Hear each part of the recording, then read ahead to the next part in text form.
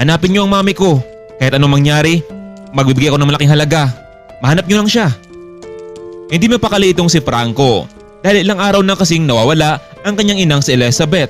Matapos kasi lumabas itong si Franco sa ng kanyang sasakyan mula sa bahay. Hindi napansin ng mga katulong na lumabas din pala itong si Doña Elizabeth. Matanda na kasi ito at makalimutin na rin kaya labis ang pag-alala ng anak sa kanyang ina. Ganun pa man, nagpatuloy sila sa paghanap nito pero sa kasamaang palad hindi pa rin nila ito matagpuan. Yaya, bakit hindi niyo siya binantayan? Pinapasaran ko kayo dito hindi ba? Para bantayan siya? Pasensya na kayo, Sir Franco. Naligpit ko kasi ang higaan ni Ma'am Elizabeth. Hindi ko naman nakalain na lalabas siya ng bahay. Yaya, tandaan mo to. Kapag may nangyari kay mama, managot ka sa akin. Hindi na lamang napagsalita ang kasambahay. Sa kabilang dako naman, habang naglalakad ang dalagang si Francine mula sa net duty sa factory, hindi niya inaasahan na makita niya ang isang matanda na nakaupo sa may bangketa na halos nangihina na ito. Lola, ayos ka lang ba? Ining, pwede ba ako makahingi ng pagkain sa'yo? Nagugutom na kasi ako eh. Nako, Lola, wala kasi akong dalang pagkain dito. Pero sa bahay meron. Tara, sumama ka sa akin. Malapit lang naman dito ang bahay ko eh. Marahang inakay ni Francine ang matanda patungo sa bahay nila. Nagustuhan niyo ba kaibigan ang panimula ng ating kwento? Baka pwede makahingi ng like at comment sa inyo. Maraming salamat po. James? Ate, mabuti naman at nakauwi ka na. Sino yung kasama mo? James, nakita ko lang siya habang papauwi na ako. Naawa naman ako kasi matanda na siya at nangihina na. Baka ilang araw na siyang hindi kumakain. Nako, sakto ate at nagluto ako rito ng tinulang isda. Sigurado masarap to. Kung ganon, James, kumain na tayo para naman makakain na rin si Lola. Ining, maraming salamat ha. Pasensya na kayo. Ayos lang yun, Lola. Ang mahalaga ay bumalik yung lakas mo. Ano bang pangalan mo? Nako, Ining. Minsan kasi hindi ko na maalala ang pangalan ko at kung saan ako nakatira. Pero alam kong may anak ako. Nakalimutan ko lang ang pangalan niya. Lola, ako nga pala si Francine at ito naman ang kapatid kong si James. Kumain ka ng mabuti, Lola. At kapag naalala mo na kung saan ka nakatira, ihahatid ka namin ng kapatid ko. Nako, pasensya ka na, Francine. Minsan, naalala ko kung saan ako nakatira. Pero parang mabilis ko ring nakakalimutan. Siya nga pala, Lola. Masarap ba ang luto ng kapatid ko? Aba, magaling pala magluto ang kapatid mo, Iha. Siya kasi ang nagluluto kapag galing ako sa trabaho, Lola. Alam nyo, ang babait niyong bata. Alam nyo, maganda ang pagpapalaki ng inyong mga magulang. Salamat, Lola ha, pero wala na kasi kaming mga magulang eh. Ulila na kami, Lola. Siya nga pala, Lola, pasensya ka na. Wala kaming TV para malaman sana natin kung may naghahanap sa'yo. Ang mahalaga, Ining, tinutulungan niyo ako. Isa ng malaking bagay iyon para sa akin. Teka lang, Ining, mukhang masakit ang ulo ko. Lola, bakit? Anong nangyari sa'yo? Maatake na naman ang migraine ko. Ganun talaga kapag matanda na. Naalala ko na, Ining, may anak akong si Franco. Nasa trabaho siya ngayon. Ayos lang ba sa inyo na samahan niyo ako roon? Sige po, Lola. Ako na lang po ang sasama sa inyo. Saan po ba tayo pupunta? Sa mall, Ining.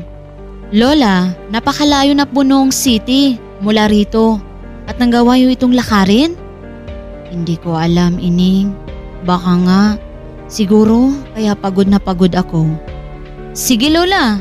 Ang malaga po ay makauwi kayo ng ligtas. Medyo mahaba-haba rin ang biyahe natin dito sa bus. Maraming salamat, Iha.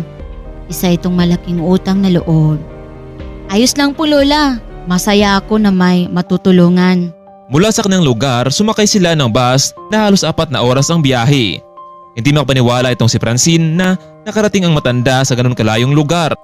Bagamat inaantok itong si Francine dahil sa puyat nito sa trabaho, ngunit hindi niya ito pinapansin. Ang mahalaga sa kanya ngayon ay makatulong sa kapwa.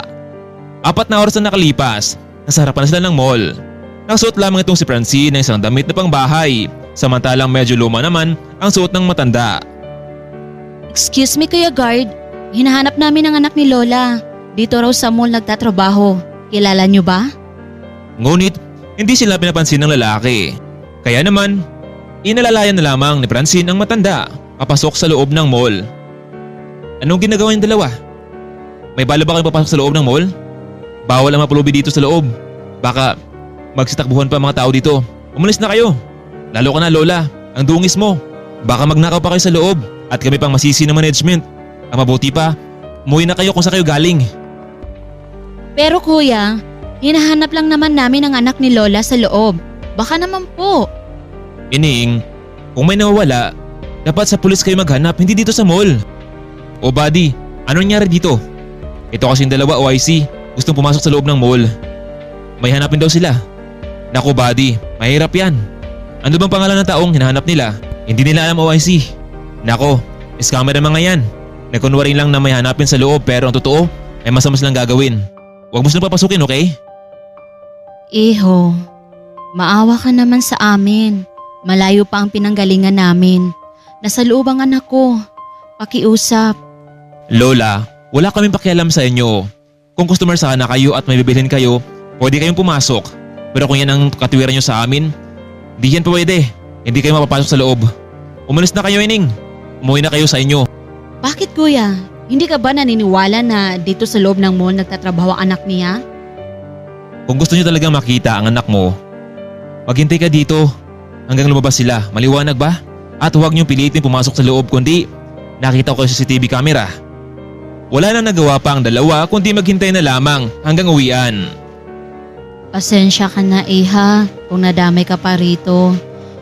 Lola, ayos lang yun. Hindi ako aalis dito hanggat hindi ka nakakauwi ng ligtas. Samantalang, hindi pa rin mapakali itong si Franco dahil hanggang ngayon wala pa rin naging balita sa kanyang ina.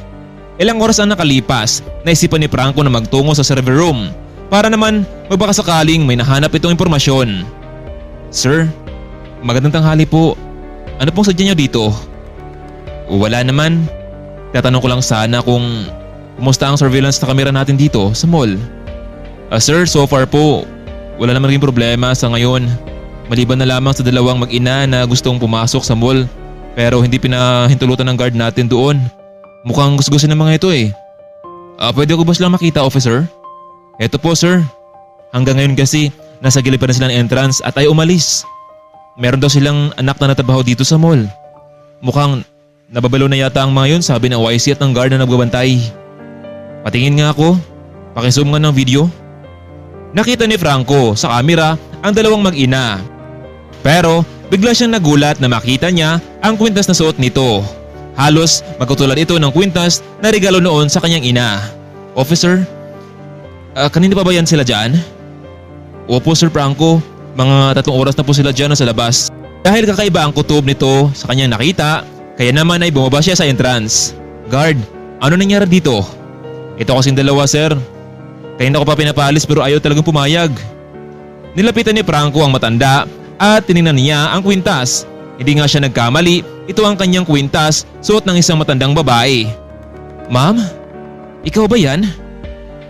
Hindi makapaniwala si Franco na naging ganito ang itsura ng kanyang ina. Anak, akala ko wala ka na dito. Ayaw kasi kaming papasukin ni Francine. Siya ang naghatid sa akin dito mula sa malayong lugar. Mabuti na lang, nakita niya ako at tinulungan niya ako. Kung hindi dahil sa kanya, baka wala na ako ngayon.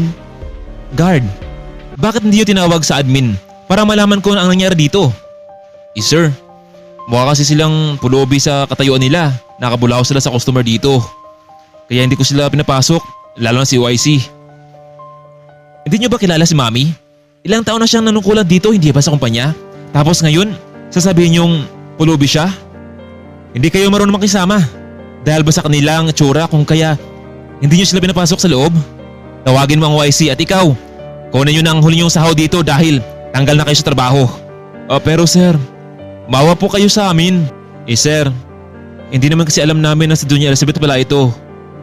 Kahit na, hindi kayo patas tumingin sa kapwa. Musga lamang kayo sa panlabas na anyo. Ang gusto ko kasi, pati-pati ang pag-approach niyo sa mga tao.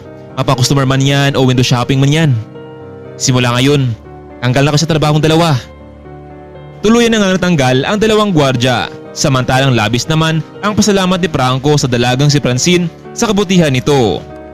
Hindi naman inasahan ni Francine dahil nakatanggap siya ng 200,000 piso. Pabuyan nito sa paghatid sa kanya. Malaking tulong na ito lalo na sa pamumuhay ng magkapatid. Minsan sa ating buhay, ang pados-dalos na desisyon ay hindi rin pala maganda ang idudulot. Katulad na lamang sa gwardya na tumingin lamang ito sa panlabas na anyo. Hanggang dito na lamang kaibigan. Sana'y naibigan ninyo ang ating kwento. Maraming salamat po.